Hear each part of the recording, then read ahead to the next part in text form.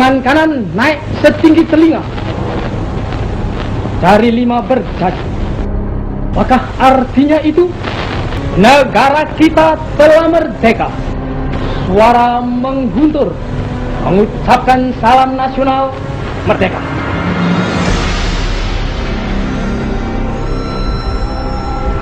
Dan kita siap sedia mempertahankannya, walau dengan jalan yang bagaimanapun juga.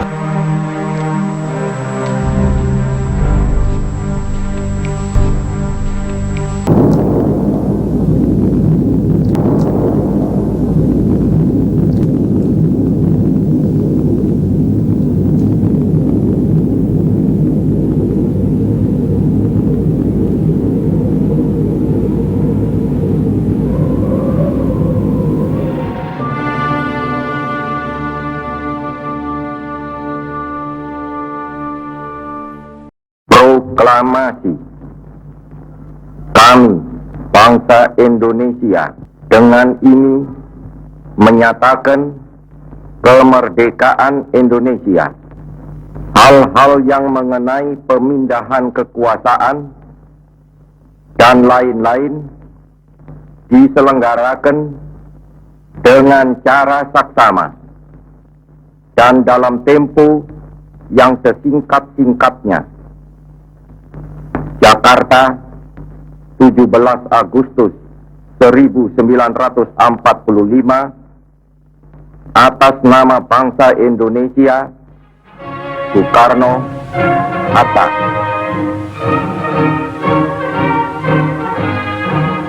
Indonesia, tanah airku, rasa tumpah darahku, sanalah aku berdiri dari mandiriku. Indonesia, kebangsaanku, bangsa dan tanah air.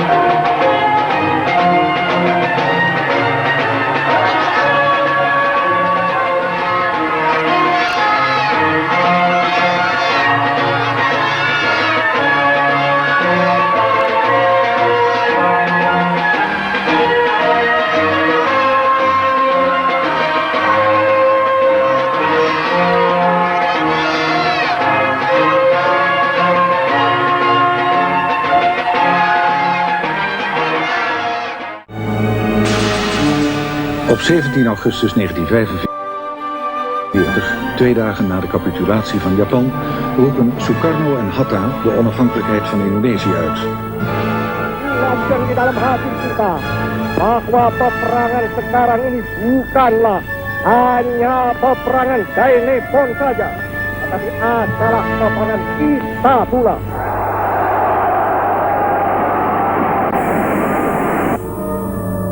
In de tweede helft van september 1945 arriveert het eerste bataljon Seafolk Highlanders op de reden van Batavia. Het is inmiddels al ruim een maand na de Japanse capitulatie en het uitroepen van de onafhankelijkheid. De ontscheping verloopt zonder problemen. Op het allerlaatste moment hebben de Amerikanen de bevrijding van Java en Sumatra aan de Engeland toegewezen. Zij voelen er niets voor zich in een koloniaal wespennest te steken. Later arriveren meer troepen. De Britse strijdmacht zal tenslotte uitgroeien tot bijna 80.000 man. Meer dan driekwart van hen komt uit Brits-Indië, een land dat net als Indonesië naar onafhankelijkheid streeft. Hun sympathie ligt eerder bij de Indonesiërs dan bij de Nederlanders.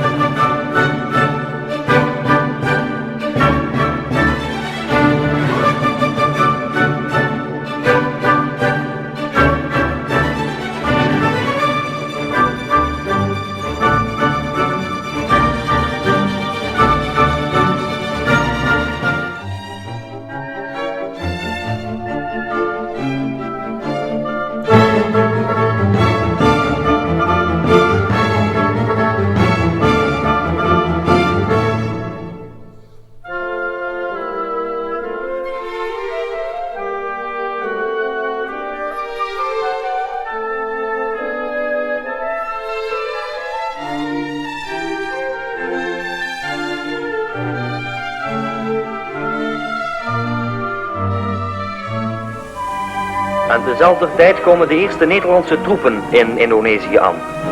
Frisse jonge kerels, vol energie en gedragen door één ideaal. Een einde te maken aan moord en roof. Recht en veiligheid te brengen aan de zo zwaar beproefde Indonesische bevolking. Een prachtige taak die echter ontzaglijk zwaar zal blijken te zijn.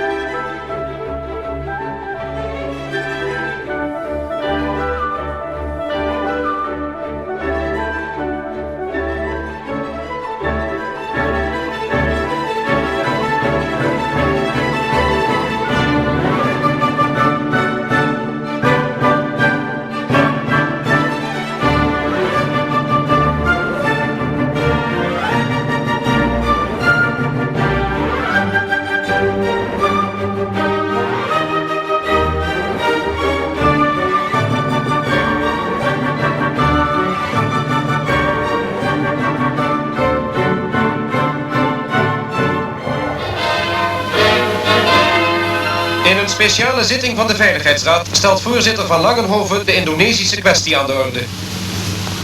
Ne comprendra point la question indonésienne. Y a-t-il des objections?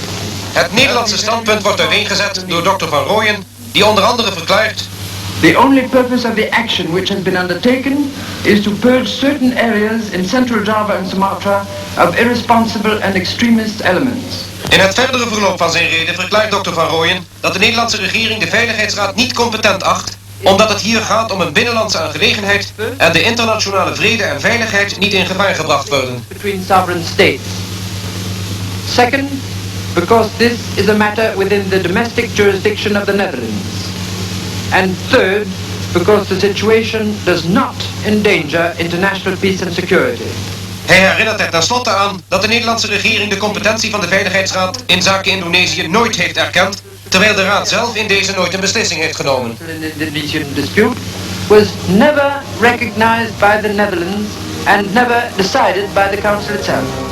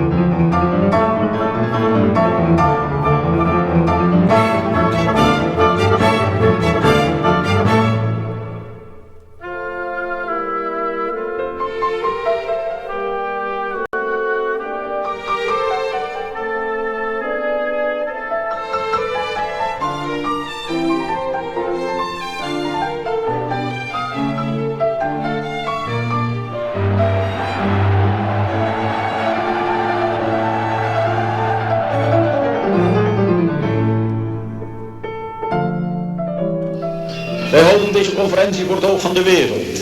En wij zullen moeten beseffen dat de waardering die onze volkeren in de wereld zullen genieten mede afhankelijk zijn van de wijze waarop wij deze onderhandelingen voeren. Onder het uitspreken van de wens dat deze conferentie mogen strekken tot eer en tot zegen voor Indonesië en Nederland. En het uitgangspunt mogen blijken van een nieuwe ontwikkeling waarin op het verbreken der oude verhoudingen van vrije en voor beide volken vruchtbare samenwerking mogen volgen, verklaar ik tijdens de tafelconferentie.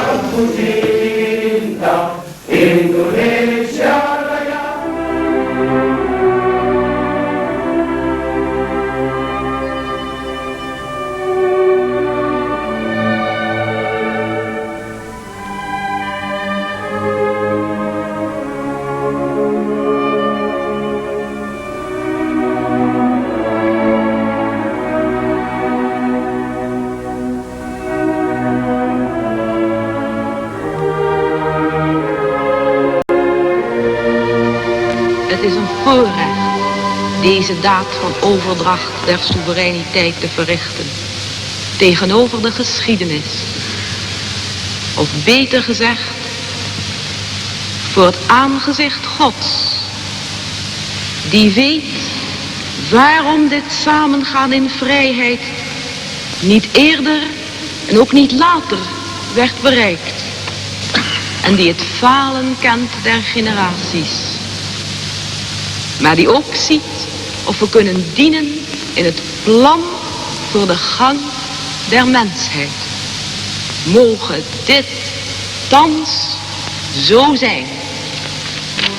Het is mij als leider der delegatie van de Republiek der Verenigde Staten van Indonesië een grote eer en waar genoegen hierbij namens de Republiek der Verenigde Staten van Indonesië de soevereiniteit over Indonesië te aanvaarden, op de voet van zo even door de secretaris van de Nederlandse ministerraad voorgelezen akte van soevereiniteitsoverdracht. Ik koester de hoop dat de betrekking tussen onze beide landen, welke hierdoor in unieverband op een basis van volkomen vrijheid, gelijkheid en vrijwilligheid zijn komen te staan, zich in een zin zullen ontwikkelen, welke tot welvaart en geluk van onze beide volken leiden.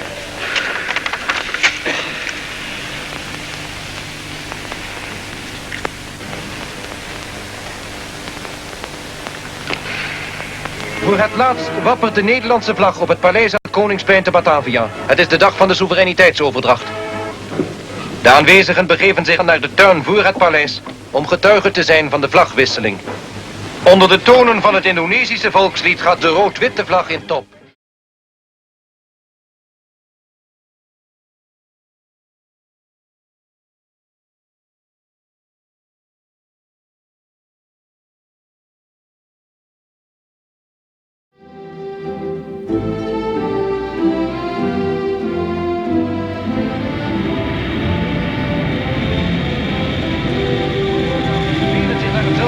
Begeven om president Sukarno te begroeten, die van nu af in Jakarta, zoals Batavia nu heet, zijn zetel zal hebben. Na een kort oponthoud begint dan de intocht van de president in de hoofdstad van de Verenigde Staten van Indonesië. Het wordt een triomfale rit van het vliegveld naar het paleis aan het Koningsplein.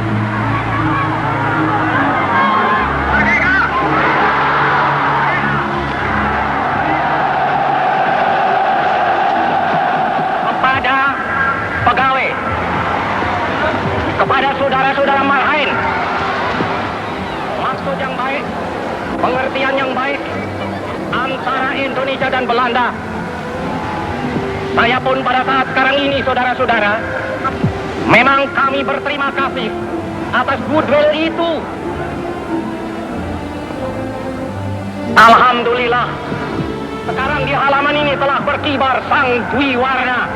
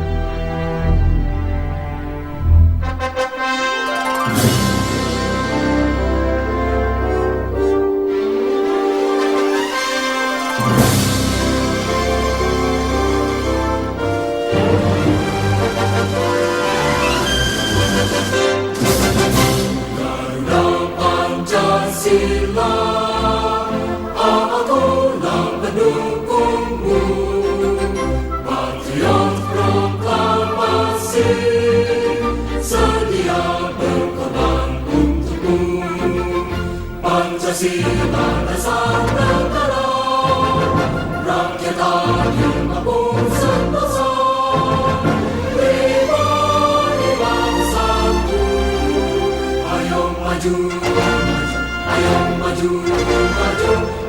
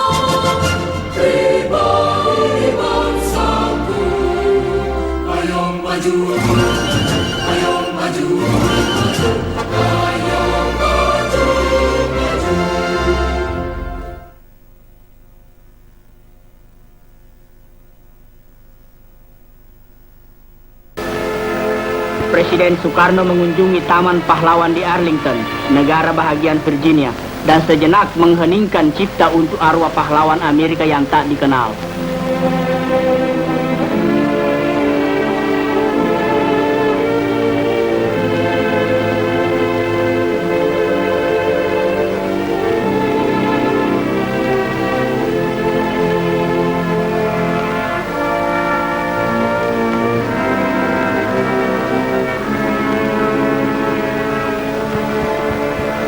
Mengunjungi taman-taman pahlawan bagi seorang tamu hanyalah berupa sebagian daripada protokol. Tapi di sini, di Mount Vernon, di makam George Washington, upacara ini lebih pribadi daripada kunjungan resmi. Karena Soekarno sendiri, Washington, George Washington Indonesia, dan George Washington Amerika menjadi gurunya. Ajaran itu demikian baiknya, hingga seperti George Washington memimpin Amerika ke kemerdekaan, Soekarno juga memimpin Indonesia ke kemerdekaan.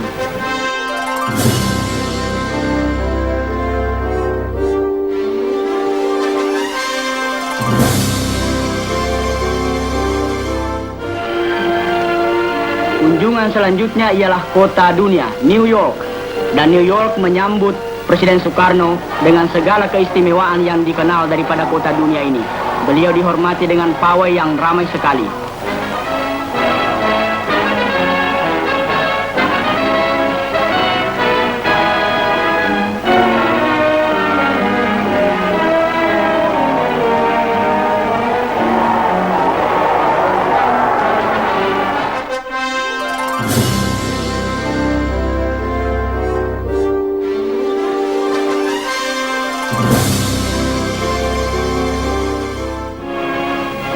Kembali di ibu kota, Presiden Soekarno mendapat penghargaan istimewa ketika beliau berkesempatan berpidato di hadapan sidang gabungan Kongres Amerika Serikat. Beliau disambut oleh Ketua Dewan Kongres Sam Rayburn dan Wakil Presiden Nixon dan para tokoh rakyat Amerika lainnya. Setelah mengucapkan terima kasih, Presiden Soekarno menyampaikan salam rakyat Indonesia. Kemudian dengan tegas beliau mengutarakan asas-asas persahabatan antara Indonesia dan Amerika dan menjelaskan pula arti Pancasila yang disambut dengan meriah oleh para hadirin. Standing here before you, Mr. President and Mr. Speaker, and before all the other honorable members of this Congress, my thoughts, the thoughts of a man born in a cottage and grown up among poor people, go to the homes and hearts of the multitudes of the American people from all strata of your society, for whom you act as elected representatives.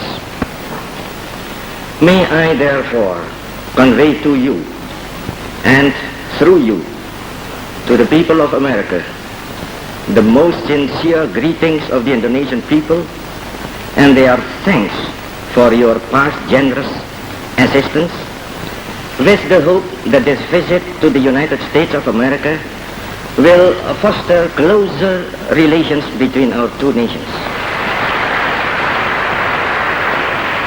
Immediately we had proclaimed our independence in August 45, we attached as preamble to our constitution the Pancasila.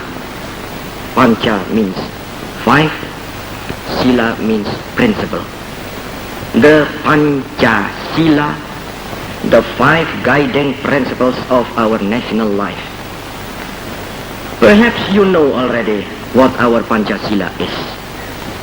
It gives us the five principles of our state. These are: first, believe in God.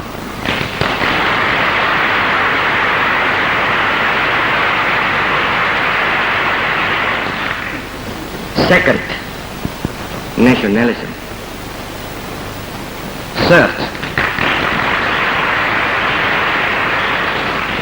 Third, humanity.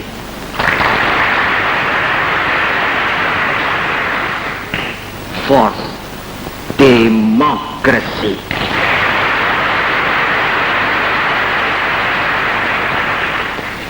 Fifth, social justice.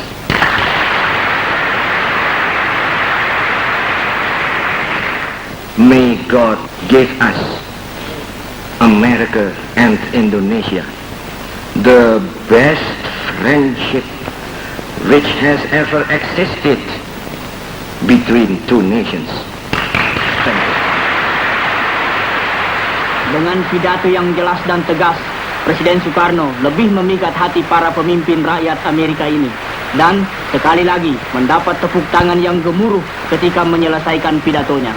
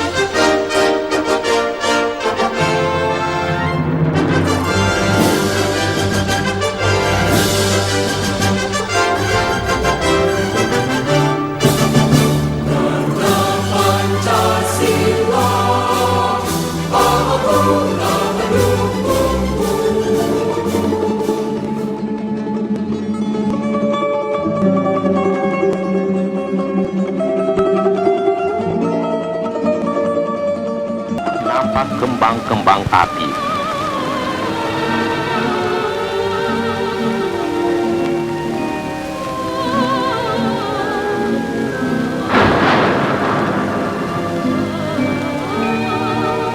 Para tamu menuju ke kota Leningrad, kota pahlawan yang pada bulan Oktober tahun 17 pertama dalam sejarah menantang dunia lama. Di Istana Smolny ini, Lenin Agung mengumumkan kemenangan revolusi sosialis.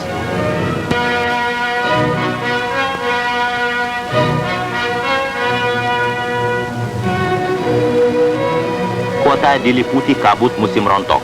Hujan berintik-rintik, tetapi suasana di Leningrad ramai gembira.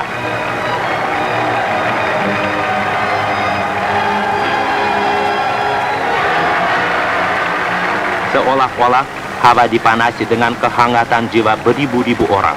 Para tamu merasa kehangatan itu. Di Jakarta, kata beliau, pecah revolusi Indonesia, sedangkan di Leningrad revolusi Rusia. Oleh karena itu, saudara-saudara niscaya mengerti mengapa saya mencintai rakyat saudara, mencintai saudara-saudara, dan semua penduduk Leningrad.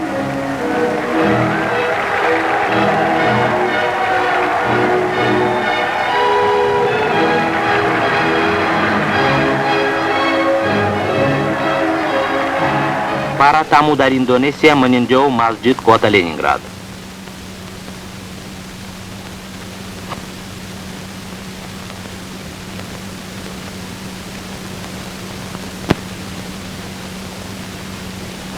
Mereka bersembahyang di situ. Presiden Soekarno dihantar oleh Saudara Zainal Arifin, Dr. Sukiman, Saudara Aruji Kartawinata, pemimpin-pemimpin partai-partai muslimin Indonesia yang pokok. Seandainya para tamu kami datang di Petrodvorets segera sesudah perang, mereka tentu melihat lapangan yang tandus bekas-bekas perang. Tetapi para penghuni Leningrad telah memulihkan kaskade-kaskade ini dan kini Petrodvorets nampak bagus seperti di waktu dulu.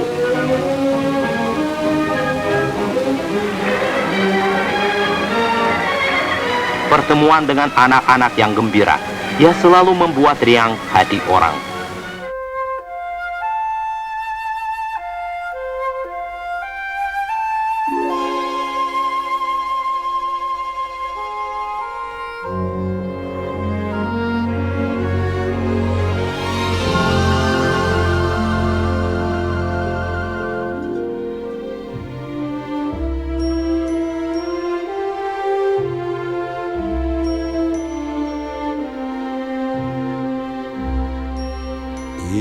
Доброго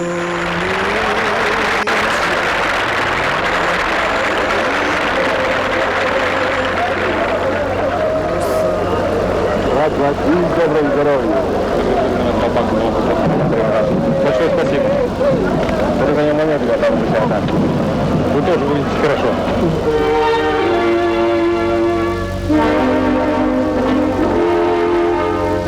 Yang Mulia Nikita Khrushchev memperkenalkan kepada Presiden Soekarno rombongan yang menyertainya, juga kepada anggota keluarganya.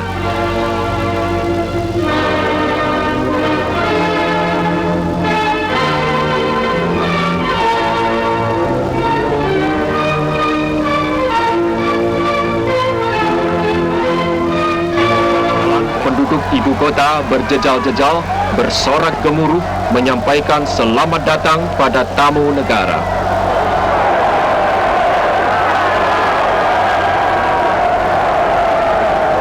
Yang Mulia Nikita Khrushchev yang sudah menginjak usia 66 tahun itu seakan-akan muda kembali menerima salam pemuda-pemuda dan kanak-kanak yang bersemangat dan ramah tamah itu.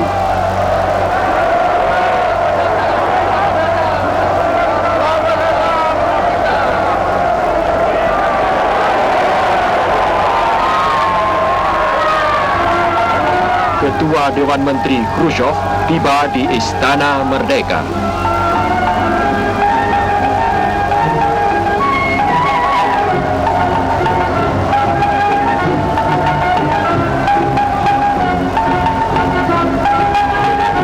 Presiden Soekarno menyambut dengan gembira dan segera menyebutnya Pak Nikita.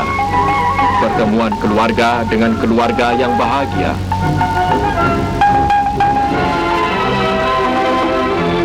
Yang Mulia Khrushchev antara lain menyampaikan salam yang hangat dari rakyat Soviet kepada rakyat Indonesia yang terkenal bersemangat pahlawan.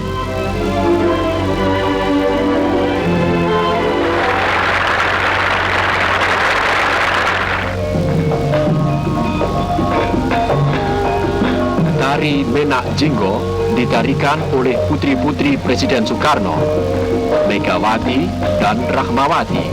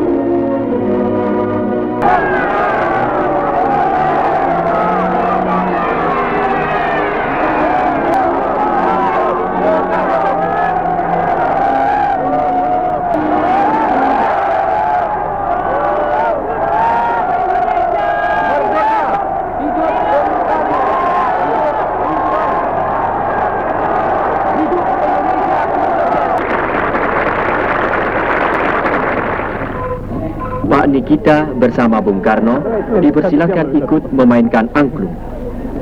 Nah, marilah kita coba.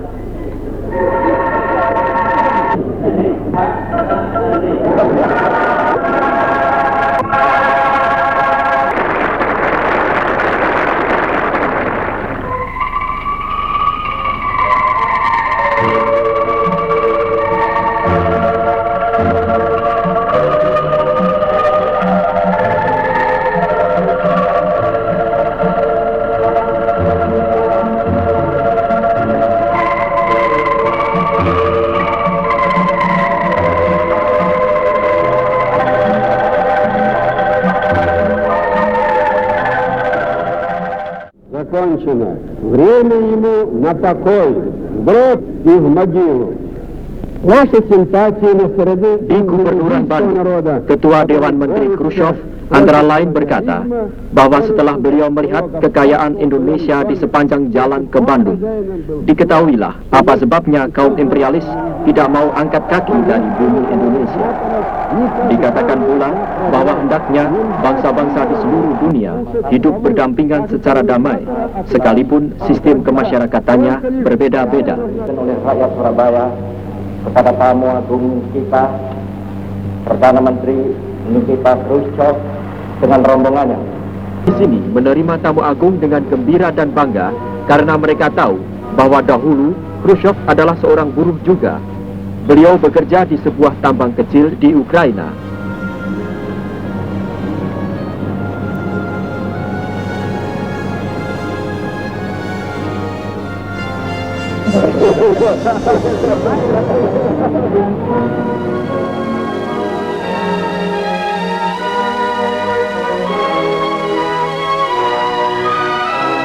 Di angkasa 5.000 meter di atas bumi, dilanjutkanlah pembicaraan tentang dokumen bersejarah antara Ketua Dewan Menteri Khrushchev dan Presiden Soekarno.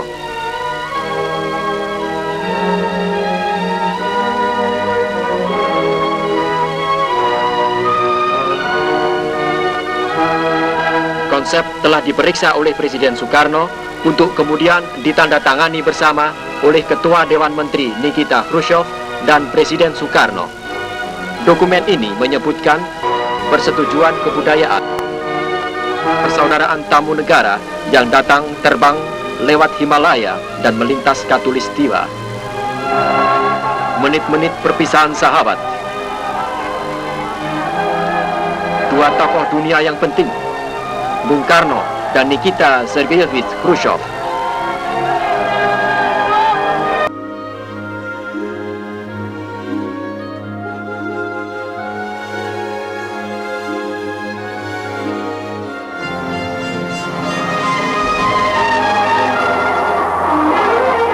Welcome to President Soekarno, the messenger of friendship of the 88 million friendly Indonesian people.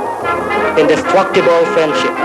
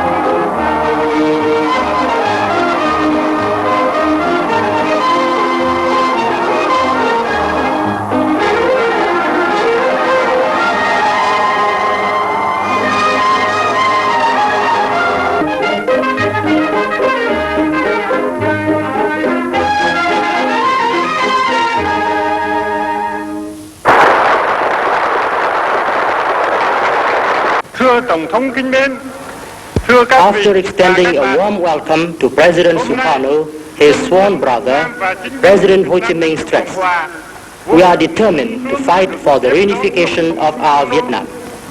At the same time, we are determined to support brotherly Indonesia in its struggle for the liberation of West Irian. And we have the firm conviction that our two peoples will be victorious."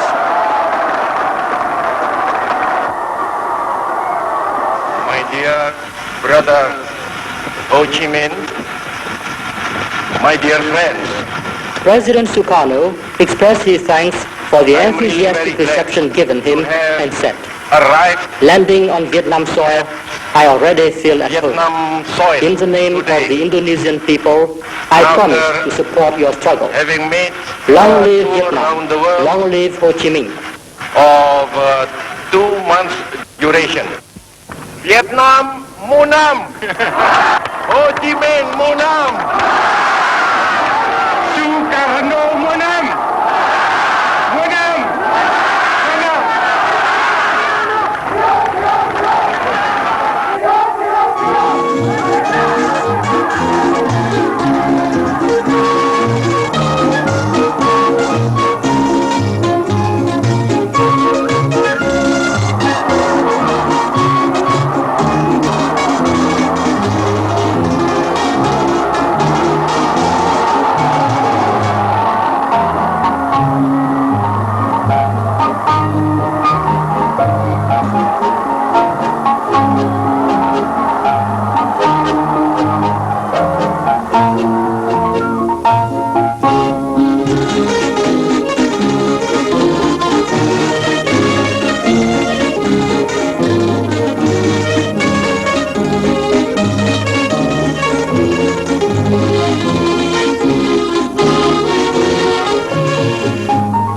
At the presidential palace, President Ho Chi Minh cordially received President Sukarno.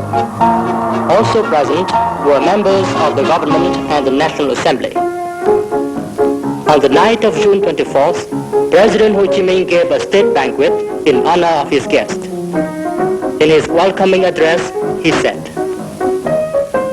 "With the solidarity and the struggle of two peoples, with the sympathy and support of peace and justice-loving people the world over, President Sukarno's words will be materialized and fully sympathize with the Vietnamese people's struggle for national liberation, visited the Vietnam Revolutionary Museum, where relics and documents of our people's revolutionary movement and great patriotic war of resistance are kept."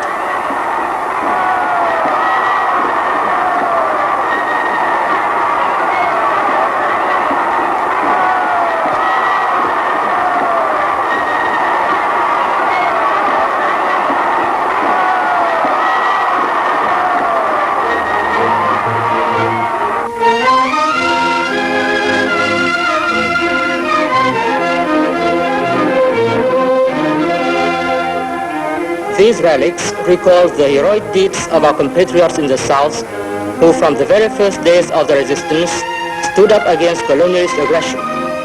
South Vietnam fully deserves the title of the brass wall of the fatherland. The Ben Hai River along the 17th parallel, which the imperialists hope to turn into a political boundary, permanently dividing Vietnam. But they can never succeed in their wild hope.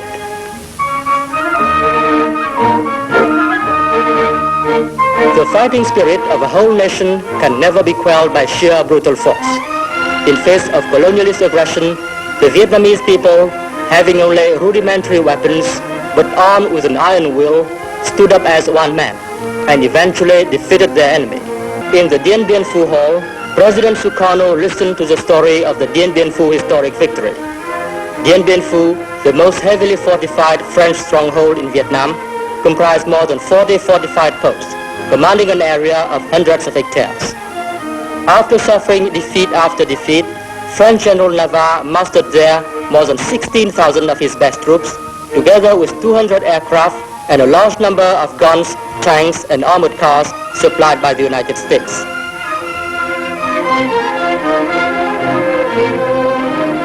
Vietnam People's Army units, after traveling 500 kilometers over mountain tracks, tightly encircled this enemy stronghold. Hundreds of kilometers of trenches, dug by our People's Army, made up an iron noose which kept the enemy trapped like in a giant bank. After hearing the story of the Dien Bien Phu victory and receiving a Dien Bien Phu souvenir badge from President Ho Chi Minh, President Sukarno wrote his impressions in the guest book of the Vietnam Revolutionary Museum, expressing his great admiration for the heroes of Dien Bien Phu. Imperialism and colonialism will certainly be eradicated. We will certainly be victorious. Once again, President Sukarno reiterated the sympathy and support of the Indonesian people for the struggle to reunify Vietnam. Toasts were proposed to the friendship between Vietnam and Indonesia and to peace in Asia and the world. Outside, the entire city was brilliantly lit by hundreds of thousands of colored electric lights. People in a festive mood thronged the streets. Sukarno and his party attended a special art performance given in their honor.